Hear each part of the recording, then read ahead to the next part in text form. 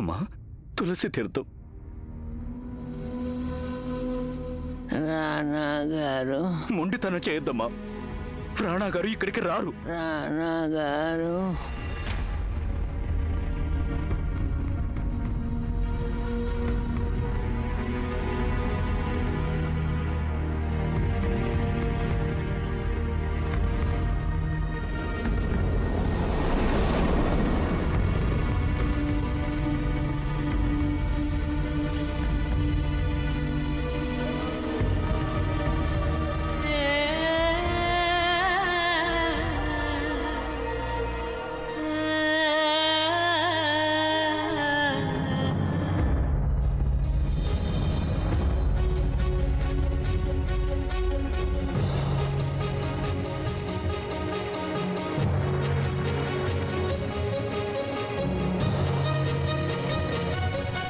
పెదరాణి అమ్మ,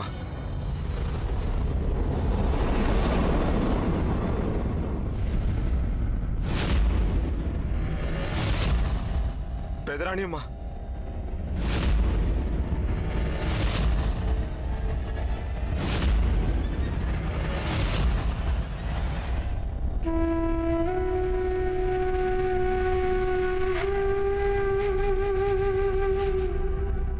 పెదరాణి అమ్మ, లేవండి. పెదరాణి అమ్మ, కళ్ళు తెరవండి. మేము వచ్చేసాం పెదరాణి అమ్మ. పెదరాణి అమ్మ, కళ్ళు తెరవండి. మమ్మల్ని వదిలేసి వెళ్ళిపోకండి. పెదరాణి అమ్మ, ఏమన్నా మాట్లాడండి. కళ్ళు తెరవండి పెదరాణి అమ్మ. మమ్మల్ని దయతో క్షమించండి. పెదరాణి అమ్మ, మమ్మల్ని క్షమించండి.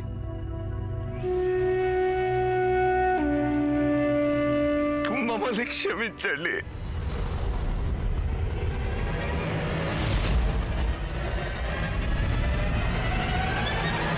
పెద్దరాణి అమ్మ బ్రతికే ఉన్నారు. నేనిప్పుడే వారి కనురెప్పలు, వారి వేళ్లు కదలడం చూశాను.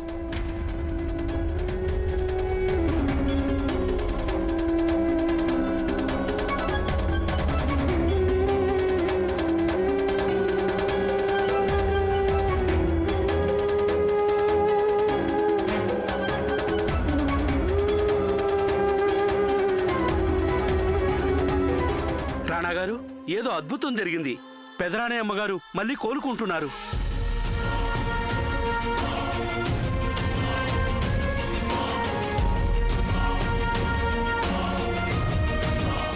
పెదరాణి అమ్మ,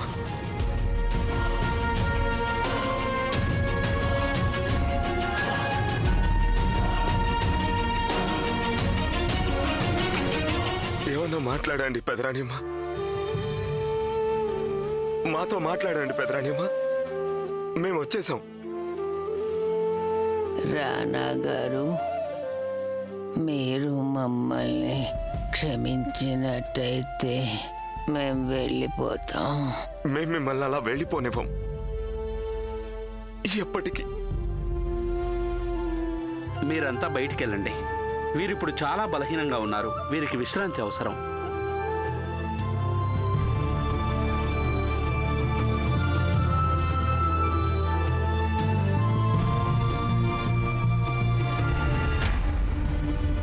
చంద్రవదన్ బాబాయ్ గారు, ఏమిటి మీరు చేస్తున్నది? లేవండి. మన కన్న తల్లే మనకి సర్వస్వం రాణా గారు. ఈ రోజున మీరు మా అమ్మని మాకు తిరిగిచ్చారు రాణా గారు. మేము వారి పుత్రులమే అయినా వారి మనసులో ఉన్నది మీ పట్ల ప్రేమే. అందుకే మీరు వచ్చి పిలవగానే వారు మృత్యువుని గెలవగలిగారు. మన పర అనేవి కేవలం మాటలే. మీరు పరాయి వాళ్ళు కాకుండా వారి ఆత్మీయులు అనిపించుకున్నారు. నేను కన్నబిడ్డలై ఉండి కూడా పరాయి వాడిని. మీరు బాధపడకండి చంద్రవదన్ బాబాయ్ గారు. పెదరాణి అమ్మకి ఏమీ కాదు. ఏమీ కాదు వారికి.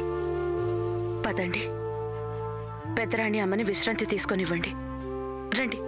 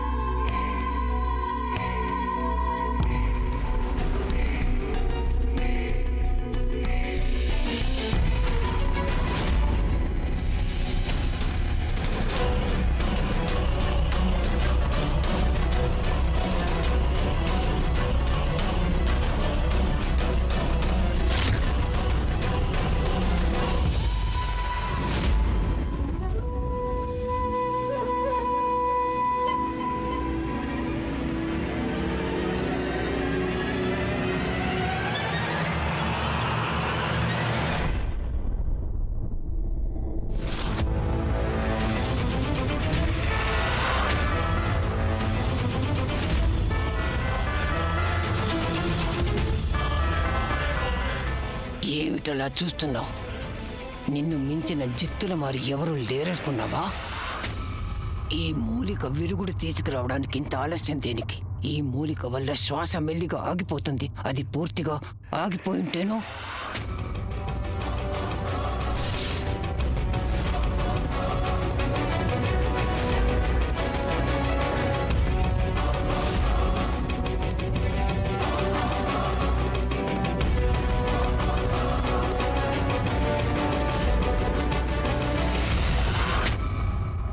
వెళ్ళు, మంచినీళ్ళు తీసుకురా. ముందు ఈ సంగతి చెప్పండి, మా అన్నయ్య ఎక్కడున్నారు?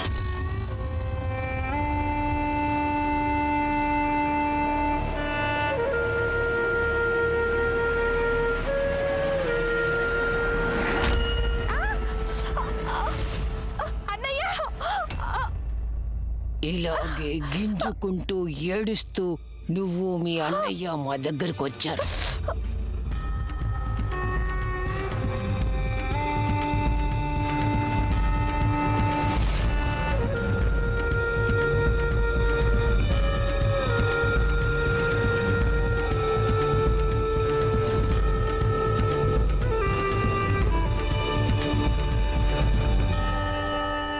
మంచినీళ్ళు తే.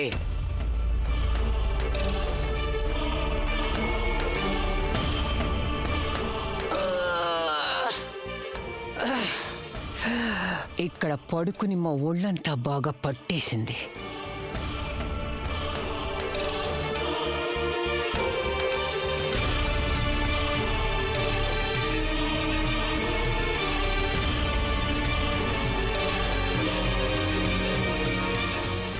మీ అన్నయ్య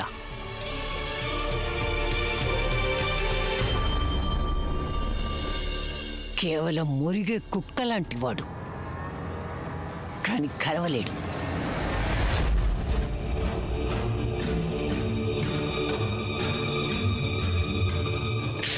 ఒక్క అవకాశం ఇవ్వండి చాలు. మీకోసం నేనేమైనా చేయగలను. ప్రతిజ్ఞ చేసి చెప్తాను. ప్రతిజ్ఞ చేస్తాడట. నా బొంద చేశాడు. మీరు మాకు మా సవతి సోదరుణ్ణి చంపడానికి కేవలం ఒక్క అవకాశం ఇవ్వండి. మా జీవితం మొత్తం మీదవుతుంది. అప్పుడు మీరేం కోరితే మేము అది చేస్తాం. అయితే సరే, కానీ ఒక్క విషయం గుర్తుంచుకో. ఇక మీదట నీ ప్రాణం మీద నీకు అధికారం ఉండదు, మాకుంటుంది.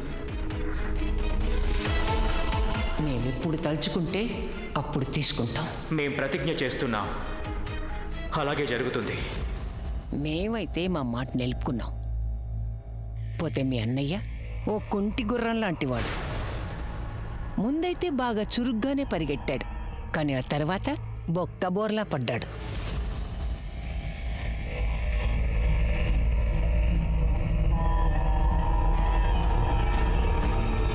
ఇదంతా మీ అన్నగారు వేసిన ఎత్తుగడ అని మేము అనుకున్నాం, కానీ కాదు. వెళ్ళిందేమో ఆమిర్ కోటని గెలవడానికి, కానీ వెళ్ళి ఆ రాణి గాయత్రిని చూసి వ్యామోహంలో పడిపోయాడు. అప్పుడే మీ అన్నయ్య మీద మాకు సందేహం వచ్చింది. ఇప్పుడు ఆ సందేహం నిజమై కూర్చుంది. వాడు ఆ ధనాన్ని, భూమిని రెంటిని రాణాగారికి ఇచ్చేసి వారి పెళ్ళాన్ని తను సొంతం చేసుకోవాలనుకున్నాడు. మీకు మేము మీ సంపదనంతా తిరిగిచ్చేస్తాం ఇంద్రవదన్. పోతే వీరు మా రాణి అయిపోవాలి.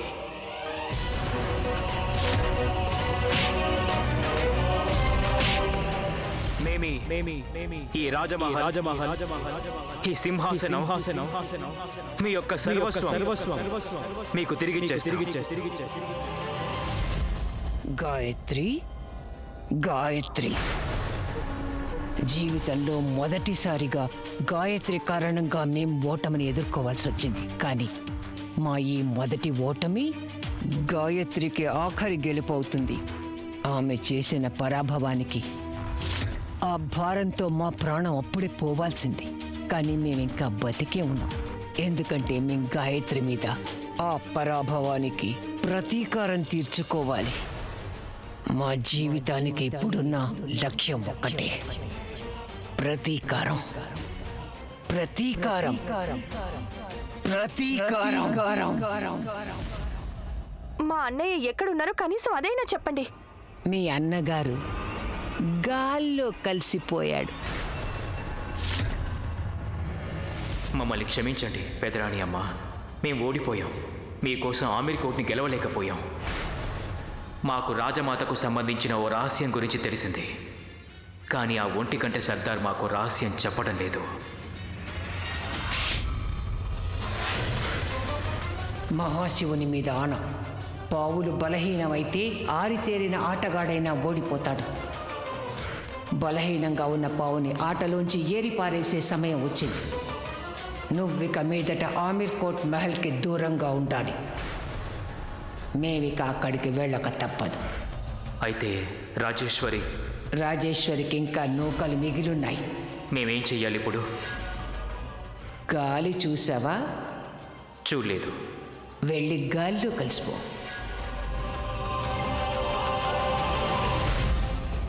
మీ అన్నయ్యని మేము ఆమీర్ కోట్ నుంచి దూరంగా పంపేశాం. అలా చూస్తావేంటి? పళ్ళు పట్టుకురా. హా,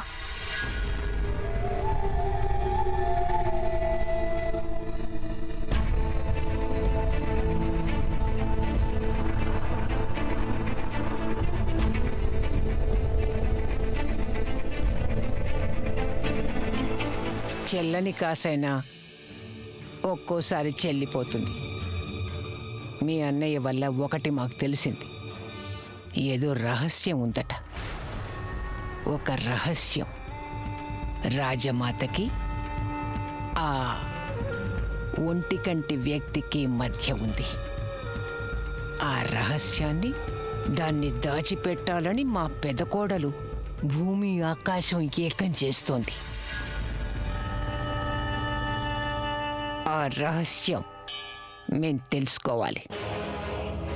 అది తెలిసిపోయిందంటే అప్పుడు రాజమాత, గాయత్రి, రాణా గారు ఎంతగా విలవిల్లాడిపోతారంటే దానికంటే చావే నయం అంటారు.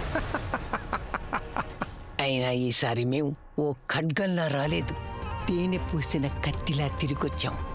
తేనె పూసిన కత్తిలాగే పనిచేస్తాం. రాణా గారిని, గాయత్రిని వేరు చేసేస్తాం. మరి ఇదంతా ఎలా జరుగుతుంది? విషయం ఏంటంటే మా అదృష్టానికి పడిన తాళం చెవి ఇక్కడే ఈ మహల్లోనే ఉంది. ఆ తాళం చెవి ఇంకొకరి చేతికి చిక్కకముందే మేం మీకు ఆదేశం ఇస్తున్నాం. నువ్వు ఆ తాళం చెవిని మాకు తీసుకొచ్చి ఇవ్వాలి.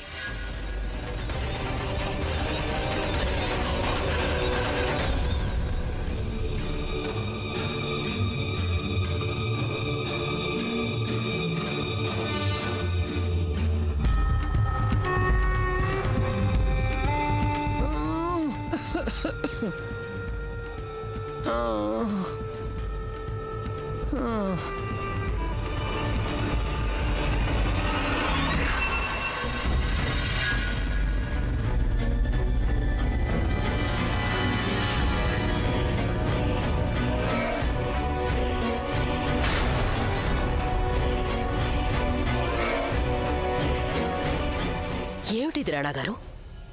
మీ చేతిలో ఈ పిస్టల్? మందుగుండు తయారు చేస్తున్న వారు ప్రతి పేలుడిని మృత్యువు పిలుపుగానే భావిస్తారు. మీ ఆందోళనని మేము అర్థం చేసుకోగలం రాణాగారు. ఎందుకంటే మాకు తెలుసు అవినాష్ని, రాజేశ్వరిని మహల్లో ఉంచి మేము మీ సమస్యల్ని ఇంకా పెద్దవి చేశామని. కానీ మీరేం కంగారు పడకండి. మేము రాజేశ్వరికి చెప్పేశాం అవినాష్ తిరిగి రాగానే ఇద్దరూ మహల్ నుంచి వెళ్ళిపోవాలి అని.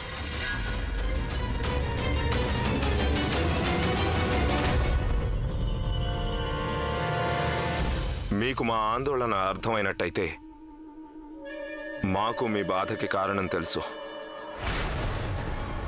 మంచం పట్టిన పెదరాణి అమ్మను మహల్లోనే ఉండనివ్వాలని మేము తీసుకున్న ఈ నిర్ణయం మీకు బాగా ఇబ్బంది కలిగిస్తోంది. రాణాగారు రాజనీతి నేర్పిందిగా స్నేహితుల్ని దగ్గరగా ఉంచుకోవాలని, శత్రువుల్ని ఇంకా దగ్గరగా ఉంచాలని. పెదరాణి అమ్మ మహల్లో ఉన్నంతకాలం వారిని అడుగడుగునా మేం గమనిస్తూనే ఉంటాం. మీకు వారి మీద నమ్మకం ఉండొచ్చు రాణాగారు, కానీ మాకు లేదు. నమ్మకం ఉన్నా లేకున్నా ఎట్టి పరిస్థితుల్లోనూ మేం గాయత్రికి హాని జరగనివ్వం. మీరేమీ కంగారు పడకండి రాణాగారు. వయసు మళ్ళిన అత్తగారికి సేవ చేయడం కోడలి బాధ్యత అంటారు. మా అత్తగారి మీద మేము కన్నేసి ఉంచుతాం. వారి ప్రవర్తనను బట్టి మనకు తెలిసిపోతుంది ఇనుము బంగారమై తిరిగొచ్చిందా లేక ఇందులో ఏవైనా మర్మం ఉందా అని.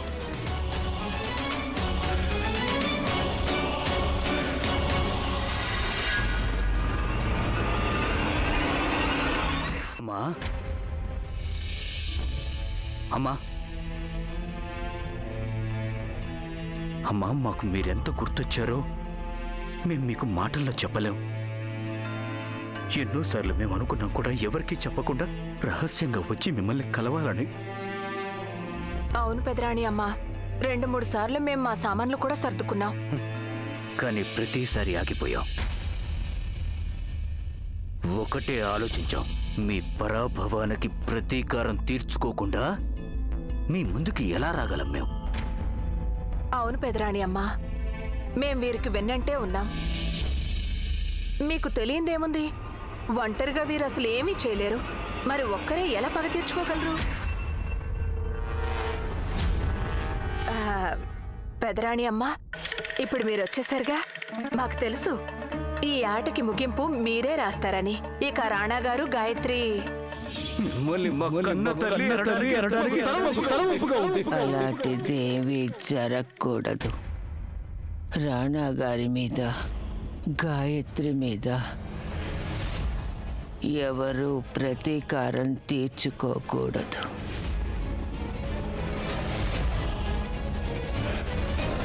మేము మృత్యుముఖం నుంచి బయటపడ్డాం. అయితే మృత్యువు ఎవరికైనా గుణపాఠం నేర్పిస్తుంది.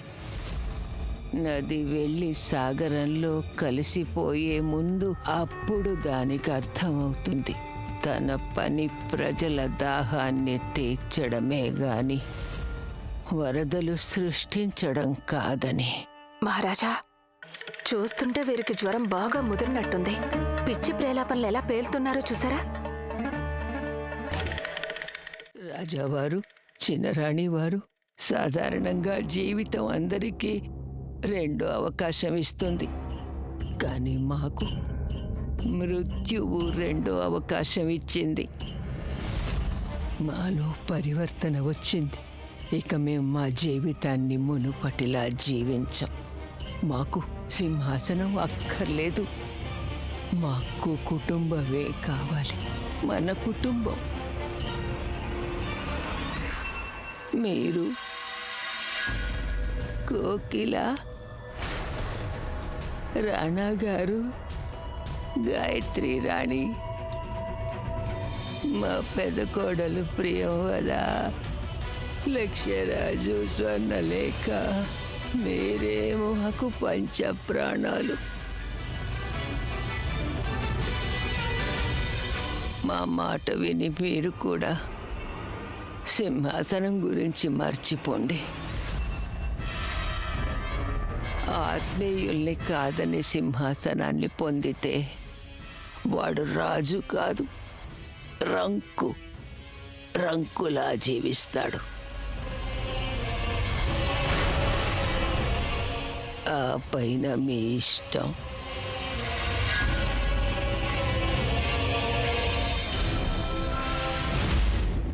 ఈవిడ నిజంగానే మారిపోయిందా లేక ఇదంతా కూడా నటనేనా? ఏది ఏమైనా మేం మీ మీద నిఘా వేసే ఉంచుతాం. ఎట్టి పరిస్థితుల్లోనూ మీ వల్ల మా కుటుంబానికి హాని జరగనివ్వం అత్తమ్మా, జరగనివ్వం.